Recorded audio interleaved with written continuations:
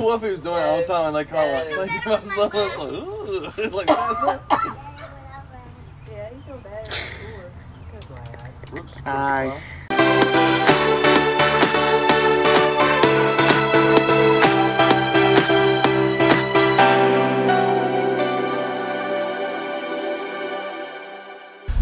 Okay, so the project for today is to make some jack pads for the RV. Now, I know you can buy them online, and some of them, the small little plastic ones, the weight of our RV would just crush it.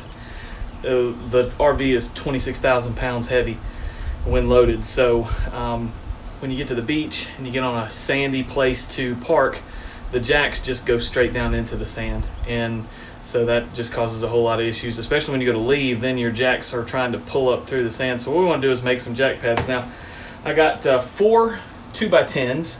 All right, so a 2x10 by 8 is 9 1/4 inches wide, and we're going to want to set these up 2 and 2, and then another 2 and 2.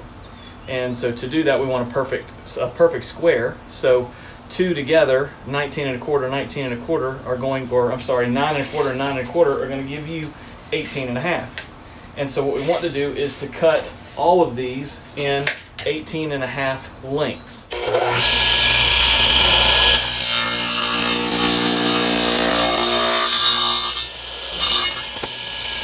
All right, so once you have all of these boards cut, the next thing to do is to lay them down 2 pieces to a side. And then you're going to put construction adhesive. I use the PL 375 heavy duty. And you're going to construction adhesive that whole section on both things. And then you're going to smooth it out so that the construction adhesive covers the entire 18 1/2 by 18 1/2 square. Then you'll take 2 more of those that you cut and lay them across. So you'll have 2 like this, and then you'll have construction adhesive, and then you'll have 2 like that. Put those together, let that dry. Once that is dry, you're going to screw them together with 2 1/2 inch screws. These are construction screws. Make sure you get the kind that are for exterior so they won't rust or anything like that. Screw all of that together. Then you've got it glued and screwed. And the important thing about that is that when it's glued together, there's a bond all the way across that, so that if it breaks, it's still holding together, because that's you want this strong.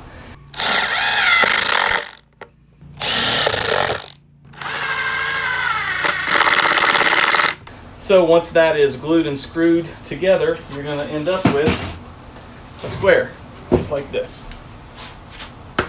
And so that's your jack pad. Now the next thing, or the final thing we'll do, is water seal this so it doesn't rot. But the next step is to put a handle on it. And so what I had was a little bit of webbing here. And so I cut this and then just stapled using some heavy-duty metal staples that are used to hold Romex down.